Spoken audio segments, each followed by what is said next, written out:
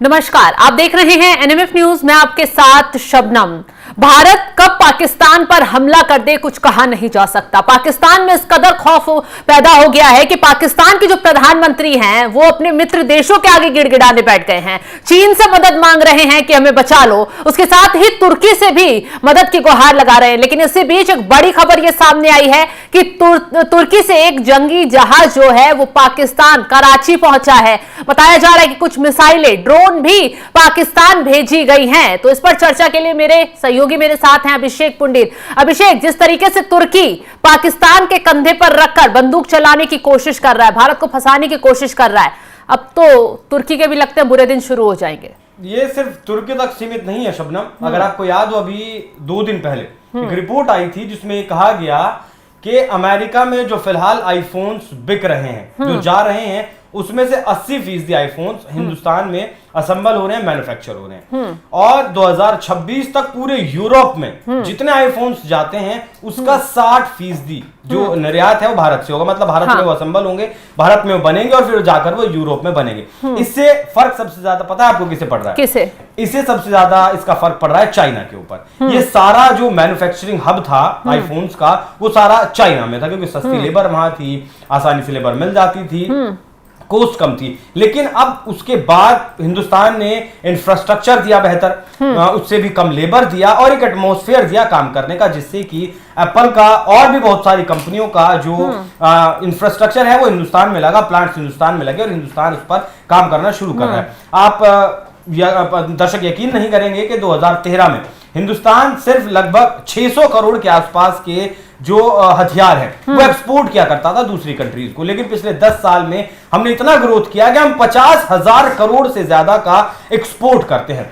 88% जितनी हमें जरूरत है उसका जरूरत का हथियार हम अपने देश में बनाते हैं। आपको मतलब हैरानी होगी कि 2013 से पहले 2014 से पहले जो AK-47 जो हर फौजी के पास होती है, उसकी गोलियां भी रशिया से बनकर आती थी। वो गोलियां भी रशिया से बनकर आती थी। लेकिन अब हम धीरे धीरे अपने आप को जो है ग्रो कर रहे हैं और हमारी अर्थव्यवस्था जो बढ़ रही है उसमें वो IMF हो या फिर मॉर्गन स्टैनली हो, जितने भी वर्ल्ड की जो एजेंसियां हैं वो 6.5, 6.6, 6.7 की दर से हम लगातार बढ़ रहे हैं। यही बात विरोधियों को पसंद नहीं आ रही है। हो रही है लगातार, उसके फैक्ट्रीज बंद हो रहे हैं, उसके कारखाने बंद हो रहे हैं और उसकी अर्थव्यवस्था भी लगातार चरमरा रही है। आप देखिए ये जो पहलगाम में हुआ, इस पर सब देशों ने निंदा की। किन देशों ने निंदा नहीं की? चाइना ने निंदा नहीं की, और तुर्की ने निंदा नहीं की। 2 देश ऐसे हैं जिन्होंने निंदा नहीं की। अजरबैजान, छोटा सा पिद्दी सा देश, वो भी पाकिस्तान के साथ फिलहाल आया है। लेकिन वैश्विक तौर पर इंटरनेशनली हम बहुत ज्यादा मजबूत हैं, क्योंकि अमेरिका हो, रशिया हो, इजराइल हो, ये सारे देश हमारे साथ हैं। रशिया ने भी अभी 2 दिन पहले जो है खुलकर ऐलान कर दिया कि हम हिंदुस्तान के साथ है, इजराइल हमारे साथ है ही, क्योंकि इजराइल हमारी मदद की और जब वो हमास के साथ युद्ध में था तो हमने उसकी मदद की। हमने रशिया की भी मदद की जब वो यूक्रेन के साथ युद्ध में था।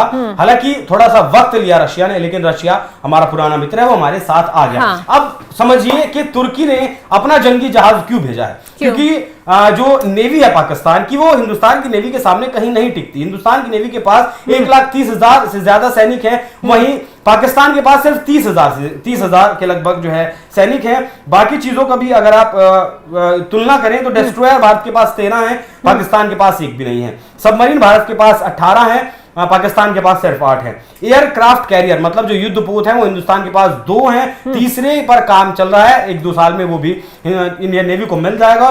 पाकिस्तान के पास कुछ भी नहीं है। आर्मर्ड व्हीकल्स जो है वो भारत के पास 1.5 लाख के लगभग है और पाकिस्तान के पास 17,516 है। न्यूक्लियर जो पनडुब्बी है वो भारत के पास 2 है, तीसरी पर काम चल रहा है, पाकिस्तान के पास 1 भी नहीं है। वहीं तुर्की की अगर बात करें, तुर्की का जो नेवी है वो तो मजबूत है, 48,000 के आसपास उसके पास सैनिक हैं, बहुत सारे जंगी जहाज भी हैं, 40 से ज्यादा 40 के आसपास शायद उसके पास जंगी जहाज हैं, युद्धपोत भी उसके पास है। लेकिन यहाँ सवाल यही खड़ा हो रहा है कि ये वही तुर्की है जिसकी भारत ने उसके भूकंप के टाइम पे मदद की थी, तो वो क्यों भारत को आंख दिखाने की कोशिश कर रहा है? फरामोश है। देखिए वो पाकिस्तान को बचाना चाहता है इंडायरेक्टली। कश्मीर के मुद्दे पर यूएन में हमेशा तुर्की साथ खड़ा रहता है उसके।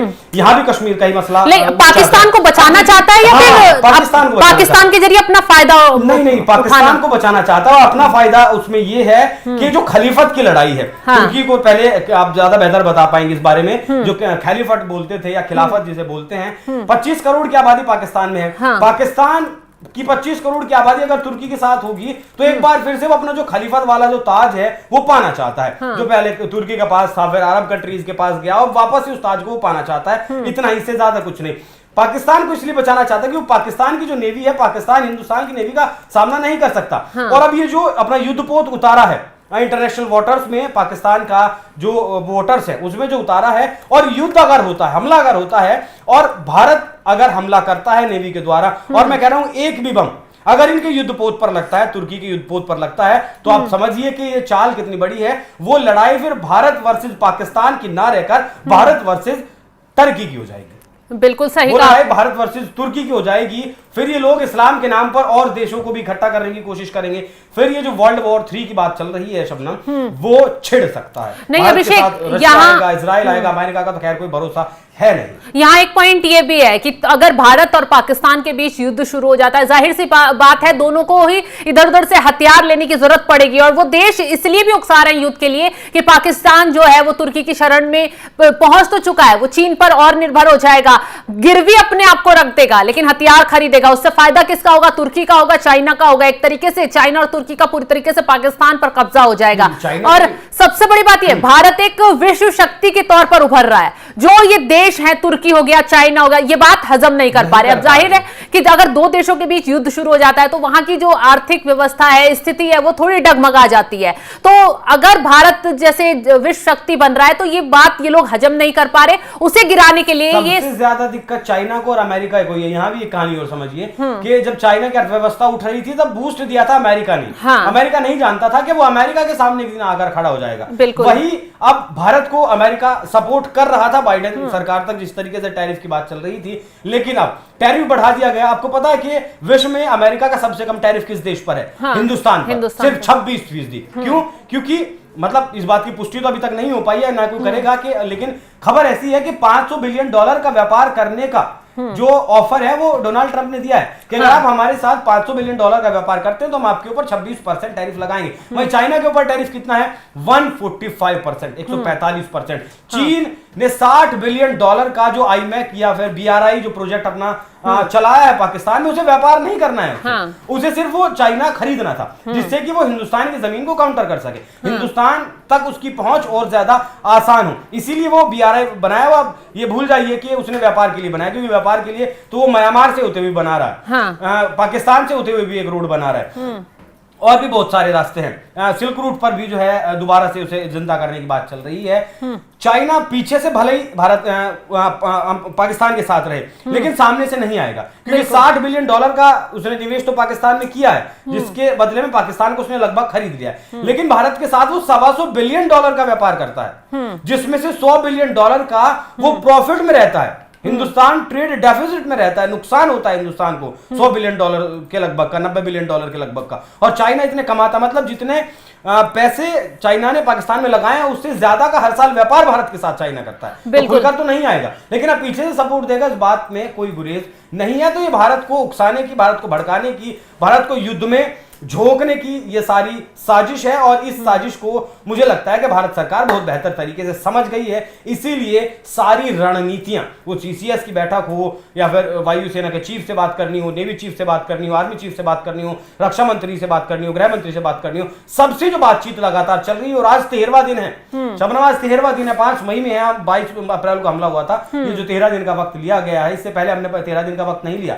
11वें दिन हमने सर्जिकल स्ट्राइक कर दिया था, 12वें दिन हमने एयर स्ट्राइक कर दिया था। लेकिन इस बार चुनौती बड़ी है, हिंदुस्तान की अर्थव्यवस्था को खत्म करने की ये साजिश है, और इसका हिसाब से, मतलब भारत सरकार अपने हिसाब से इसका बदला लेगी। बिल्कुल अभिषेक, हिसाब से जो साजिश रची गई है इसमें कामयाब पाकिस्तान नहीं होगा। बिल्कुल अभिषेक, तो मोदी सरकार तैयारी कर रही है कि कैसे वार किया जाए, इसको लेकर रोड मैप तैयार किया जा रहा है। लेकिन वहीं तुर्की और चीन जो है वो दोनों देशों के बीच में खेल करने की कोशिश कर रहे हैं। हालांकि उनकी ये कोशिश जो है वो मोदी सरकार उस पर पानी फेर देगी। फिलहाल इस खबर पर आपकी राय क्या है, कमेंट कर जरूर बताएं, और तमाम खबरों के अपडेट के लिए आप जुड़े रहें NMF न्यूज के साथ। नमस्कार।